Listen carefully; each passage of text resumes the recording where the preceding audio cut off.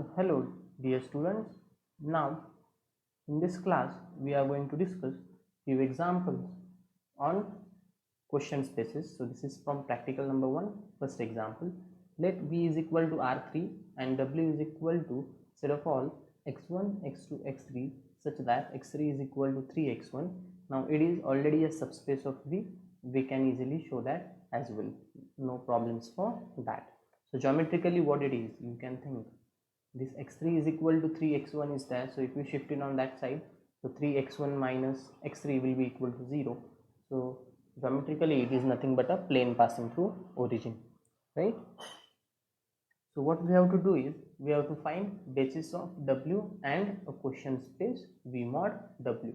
Now first of all let us find basis of w and then we will find basis of what? Question space v mod w, right? So in order to find basis of w, we should recall the definition of basis. Okay, so what do you mean by basis?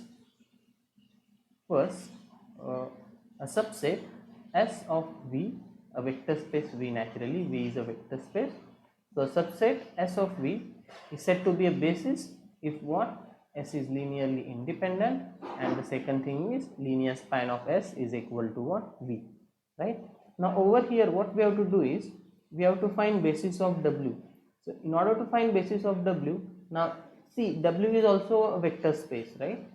Because we know every subspace is a vector space, so this definition will slightly change. So in order to find basis of W, what we have to do is we have to find a set S which is a subset of W satisfying these two conditions. First thing should be S is linearly independent, and second thing should be linear span of S should be equal to what? W. Fine. Now let us do it. So what we will do, first of all, we will find a set S which is a subset of W naturally such that linear span of S is equal to W. Okay. So once we find that set S, then we will try to show that that set is linearly independent. So if that set comes out to be linearly independent, then we will say that it is what? A basis of W. Okay, and that will give us what? A dimension of W as well, isn't it? So let us do it then. So here our W is nothing but what? It is a collection of x1, x2, x3 such that x3 is equal to what? 3x1. Okay, which is further equal to, now simply put the value of x3 over there. So x1, x2, x3 is nothing but 3x1 such that आता किती variable दिसत आहे तिथे? दोनच. So such that this x1, x2 belongs to what? R, right? So which is further equal to set of all. Now this x1 can be taken out. So inside what will be left out? 1, right? 1 comma 0 comma 3. I hope you got it. How we have done it? You can see in the first coordinate coefficient of x1 is 1, so तो इथं आलेला आहे. Second coordinate मध्ये x1 नाहीच आहे, right? सो त्यामुळे इथे 0 आलेला आहे. इथे x1 आहे, सो त्याचा कोएफिशिएंट 3 आहे, सो 3 has appeared here. So what will be our next term? Plus x2. First coordinate मध्ये x2 ॲब्सेंट आहे, so it is 0. Second coordinate मध्ये आहे, so it is 1, and in third coordinate is absent, so it is 0, so such that this x1 and x2 belongs to what? R. Okay, so which is further equal to, so now try to recall the definition of linear span of S. Simply I will write it here. Okay, so this is for understanding purpose only, this one also, so no need of writing this part in the exam, right? So what is the definition of linear span? The S is equal to V1, V2 up to Vn असा set असेल, then what is linear span of S? So linear span of S is a collection of set of all alpha 1 V1 plus alpha 2 V2 plus so on what? Alpha n Vn such that this alpha 1 up to so on alpha n are what? Real numbers, right? This is the meaning. Now try to understand. Okay, this set is containing how many terms? 1, 2 and so on up to n terms. Okay, so therefore our set is containing n vectors, isn't it? So just try to understand how many terms are there over here. There are 2 terms, right? This one and this one. So naturally this will be equal to linear span of S, and our S is going to contain how many vectors? 2 vectors. And which are that vectors? Now see, try to compare, just a minute. Yes, now just try to compare this one and this one, right? So over here you can see it is alpha 1 v1 up to alpha and vn. See, this v1, v2 and vn are vectors, and this alpha 1, alpha 2 and alpha n are real numbers. So same thing is happening here. This x1 and x2 are real numbers, and these are your vectors now, 1 0 3 and 0 1 and 0. So it is of the type, you can say this is our so this is our real number x1, this is our v1, plus this is our plus is here, plus this is our real number x2, and this is our what? v2, right? So you can see this is exactly of this form. So therefore this is equal to linear span of S, where S will contain these 2 vectors now, that is v1 and v2, right? So therefore it will be 1 0 3, I will write it properly, just a minute. Yes, so therefore this is equal to linear span of S, and where this S is nothing but what? 1 0 3 and 0 1 0. So S is containing 2 vectors. Now see here, what we have done over here is, this is nothing but our left hand side is W and right hand side is L of S. So observe carefully, that is what we wanted to do. Now we have found such set S such that L of S is equal to W. See, this condition is satisfying. Naturally S is a subset of W, त्याला तर काही problem नाहीच आहे. मग फक्त काय दाखवायचं राहिलंय की this S is linearly independent. Now once we show this S is linearly independent, then it will be a basis of W. Sometimes it may happen that this is linearly dependent also. So in that case we should be careful. Okay, I will explain it later on, but I hope that also we have seen in second year. Okay, so if this set is linearly independent, if this set is linearly dependent, then what we do that. Okay, so now just let us try to check whether this set is linearly independent or not. So if this set is linearly independent, then we can say that it is a basis. Okay, so what I will say here to check yes is linearly independent or not. Okay, so let us start then. So you know how to check the set is linearly independent, right? So I will say let alpha 1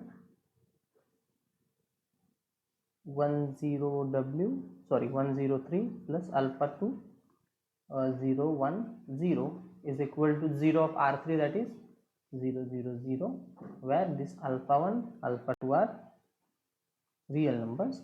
So this implies, now just go on solving. So this is easy, I guess. So it will be alpha 1 comma alpha 2 and comma 3 alpha 1, is that okay? Which is equal to 0 comma 0 comma 0, which is further this further implies this alpha 1 is 0, alpha 2 is 0 and 3 alpha 1 is 0. That is nothing but what?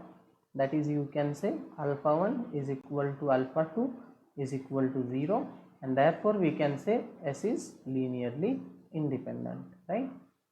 So I will call it as sum 1, I will call it as sum 2. So we have found a subset S of W such that W is equal to L of S and S is linearly independent. So therefore from 1 and 2, what we can say, from 1 and 2 S is a basis of W. Fine. Now we have found out basis of W. Now the second thing is what we have to do. We have to find the basis of V mod W also, that is a quotient space V mod W.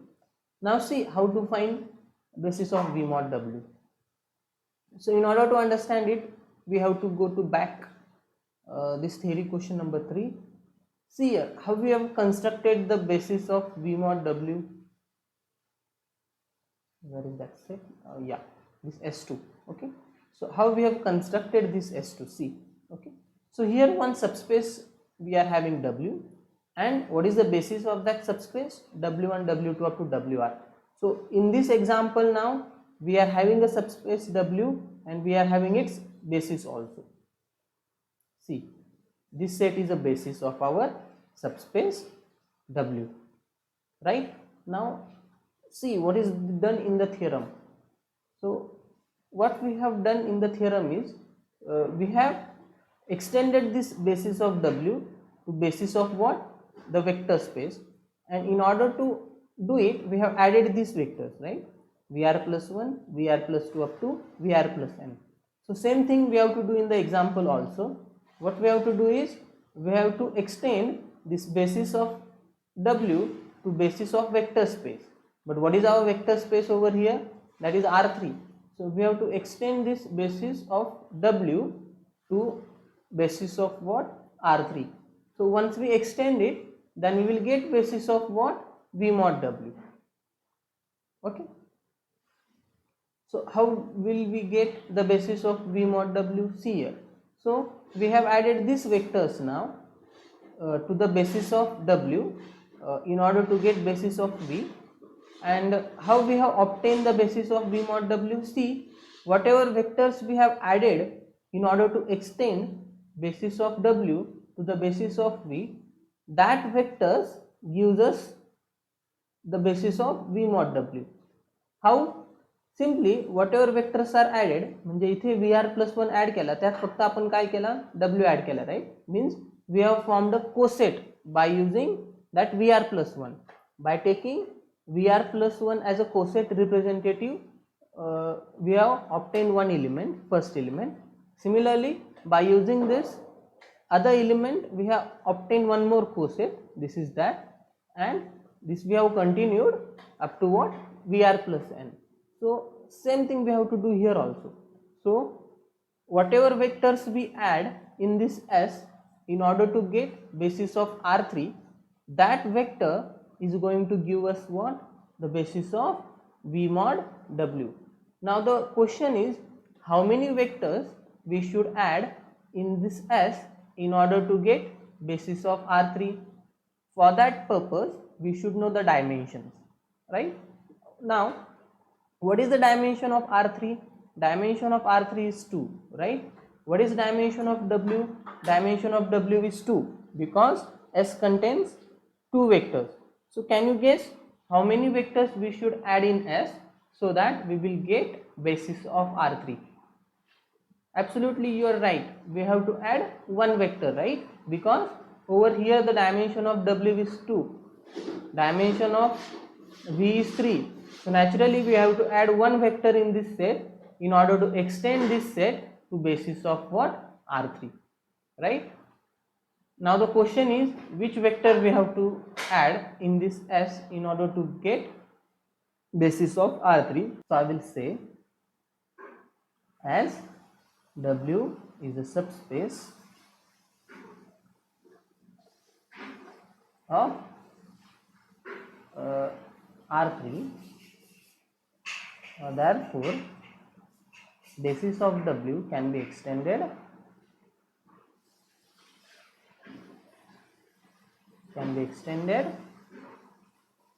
to basis of R3. Okay, so I will say since dimension of R3 is 3 and dimension of W is 2, we add how many vectors?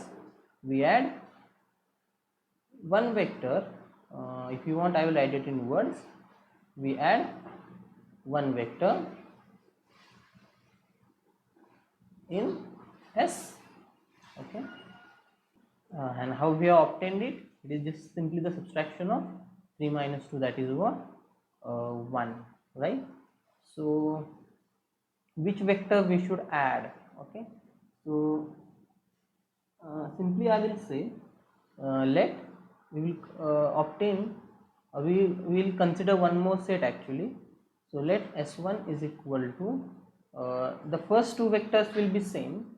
ह्या सेटमध्ये आपल्याला एक vector add करायचं आहे, right? सो पहिल्या दोन vectors same असतील and what will be that, 103 आणि 010, right? So 103 and 010. आता एक आणखी वेक्टर आपल्याला यात ॲड करायची आहे. नाव नोट, सो अशा पद्धतीने वेक्टर ॲड करायची जेणेकरून हा सेट कसा यायला पाहिजे, लिनियरली इंडिपेंडंट, राईट? कोणतीही वेक्टर ॲड करू नका, इजंट इट? नाव जर कोणतीही ॲड केली, सपोज एखादी वेक्टर इथे आपण ॲड केली, पण जर हा सेट लिनियरली डिपेंडंट आला, आपण S1 बद्दल बोलतोय, तर मग काय होईल की आपल्याला बेसिस भेटणार नाही R3चा, isn't it? So what we have to do over here is, we have to obtain basis of R3, isn't it? So whatever vector we add over here, we should add it in such a way that this S1 will become what? Linearly independent. This is the idea. Okay, so in order to do it, we have learned one concept of determinants, right? So simply take 103 as first column, first row, sorry, and 010 as second row of our matrix, and now choose the third row in such a way that you will get non-zero determinant. Okay, so if the determinant is non-zero, then we can say that whatever vector we are adding, that vector will make this S1 as linearly independent. Now over here you can see that this is upper triangular matrix, and what is the determinant? 1, which is non-zero. So yes, so if we add this vector, that is 010, so that is going to make our S1 as linearly independent, and that will be a basis of what? R3. Okay, because there is one theorem, right? What is that theorem? जर एखाद्या vector स्पेसची जर dimension suppose n असेल, आपण इथे लिहूया कुठेतरी note, let me write it. We have seen it actually, but still I will write it here. Note, if V is a vector space having dimension n,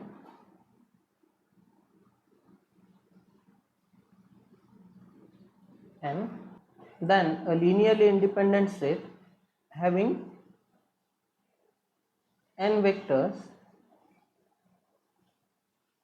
then a linearly independent set of V naturally having n vectors is a basis of V. So if V is a vector space having dimension n, then linearly independent set of V having n vectors is a basis of what? V. So over here we have to extend this set S to basis of R3, but we already know dimension of R3, that is 3. So if we have a linearly independent set in R3 having 3 vectors, then we can directly say that it is a basis of R3 according to that theorem that we have discussed just now.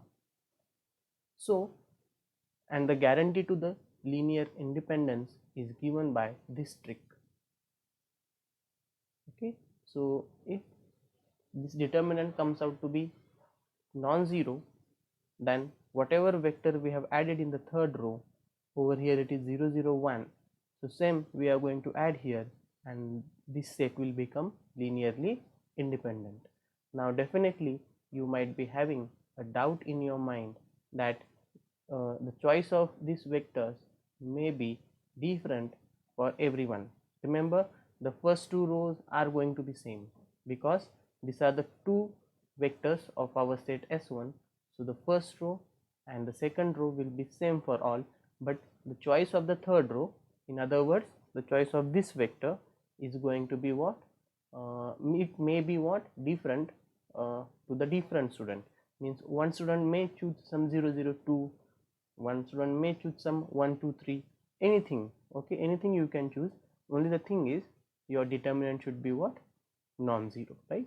So definitely your answers may be different, okay, according to each student the answer may vary. So over here I have taken this third row to be what, 001, okay. So I'll say 001. Now what we have to check, we have to check the linear independence of S1. So I will say to check S1 is linearly independent or not. Okay. So I will say let alpha 1 103 plus alpha 2 0 1 0 plus alpha 3 0 0 1 is equal to what, 0 0 0, where, okay, this alpha 1, alpha 2 and alpha 3 are real, okay. So this implies, so if you go on solving, your first coordinate will be alpha 1, I guess, your second coordinate will be alpha 2, I guess, and your third coordinate will be 3 alpha 1 plus, okay, so which is equal to 0 0 0. So after comparison, what you are going to get here, so therefore alpha 1 is equal to 0, alpha 2 is equal to 0, and 3 alpha 1 plus alpha 3 is equal to what, 0.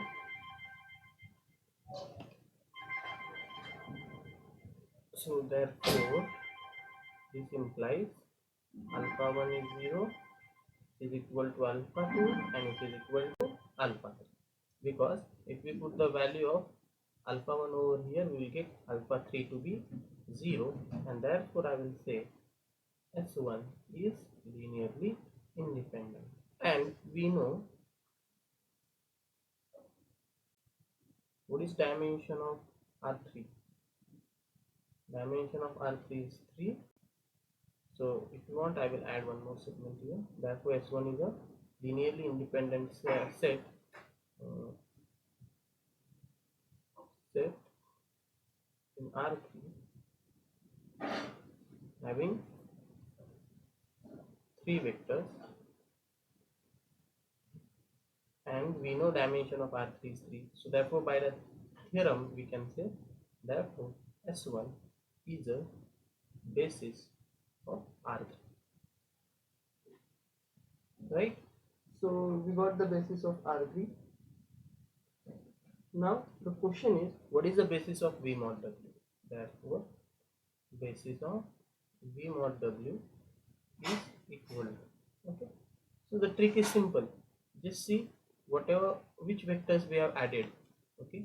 So which vectors we have added in S in order to get the basis of R3. This was our basis of W, right? So which vector we have added? This 001. So simply add W in that, that will give you what, basis of the quotient space. Remember, basis of quotient space is going to be what, the set containing cosets only, because basis set is always subset of what, the vector space, okay. And you know this quotient space contains what, the cosets. So therefore the basis of V mod W is 0 0 1 plus the W. So see, which can be also written as, one can directly write it as 0 0 1 bar. Still it will work, it is one and the same. So this bar indicates that it is a coset, okay. Now depending on each student your answer may vary. So answer of some students may be 002 bar, okay, or anything, whatever vector you add, its bar is going to come here, okay. So that's all for today. Thank you.